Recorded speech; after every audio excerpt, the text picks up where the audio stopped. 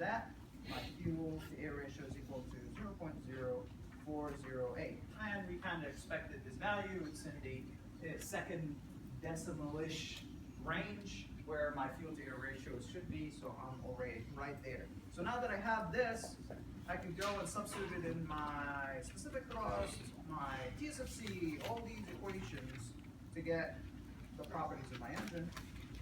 So, well, first I forgot to get MA. MA is equal to my M exit divided by 1 plus F. I already know 1 plus F.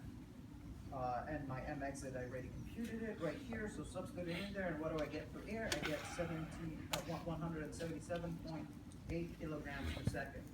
Now, that tells you how much kilograms of fuel you're actually putting in there, which is not little. So, now that you take it in, put it in your thrust equation, and the thrust equation that we had right here at the very beginning, substitute it in there. And your thrust is equal to m dot A multiplied by 1 plus fuel air ratio multiplied by U6 minus U at the inlet. I already have this, I already have this, I already have this, I already have this. So from this I get, how much do I get? I get 1.7, 29 times 10 to the power of 5 newtons. That's a substantial amount of thrust at Mach 3. And then my specific thrust is equal to tau divided by m dot A. So I take m dot A, I'll get 972.4 newtons per kilograms per second. TSFC is equal to m dot fuel divided by tau. I already know tau, which is my thrust. Substitute it in there. M dot fuel, I don't know it directly, but I know that F, I can compute it. F multiplied by air, by the mass of the air that I'm putting in, divided by thrust, that's what I'm gonna get.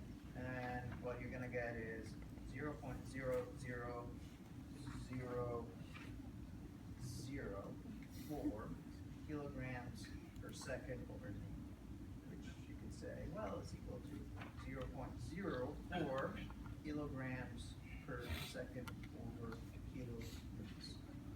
That's it. So, that's the exact process for doing this. The difference is for an actual ramjet, we have to assume efficiencies for certain components, but it's exactly the same procedure for solving this. One thing to keep in mind is these parameters could vary depending on your engine condition. When you start to tweak fuel-air ratio, and I will show you this, and I'm going to actually post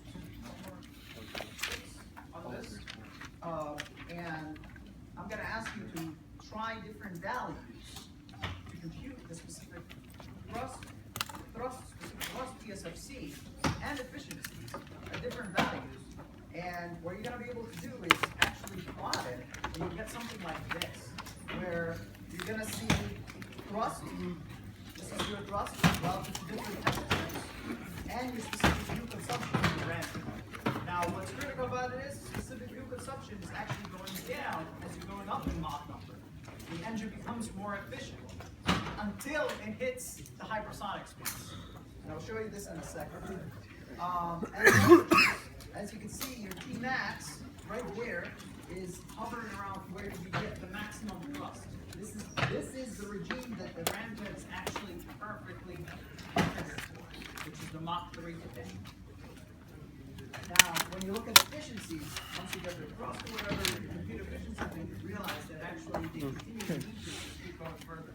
Now, it's assuming ideal ramjet situation. When it's an actual ramjet situation, you start to get shock losses, initial pressure losses. So then these start to go haywire once you get into shocks. But we'll do the actual ramjet on Tuesday. Straightforward. Say bye, boys. And if you want